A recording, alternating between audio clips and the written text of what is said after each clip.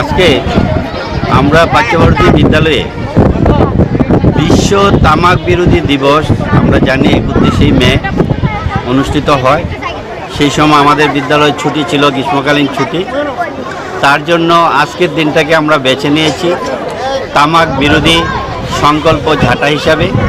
স্বাস্থ্য দপ্তরের উদ্যোগে আমরা আজকে পার্শ্ববর্তী বিদ্যালয়ের সমস্ত ছাত্রছাত্রীরা, শিক্ষক শিক্ষিকারা, আমার পাশে আছেন আমার ম্যানেজিং কমিটির ভাইস প্রেসিডেন্ট, আমরা এবং সবাই মিলে আমরা আমাদের বিদ্যালয়ের চারপাশ এলাকায় আমরা একটা সংকল্প ঝাঁটা হিসাবে একটা র্যালির আয়োজন করেছি।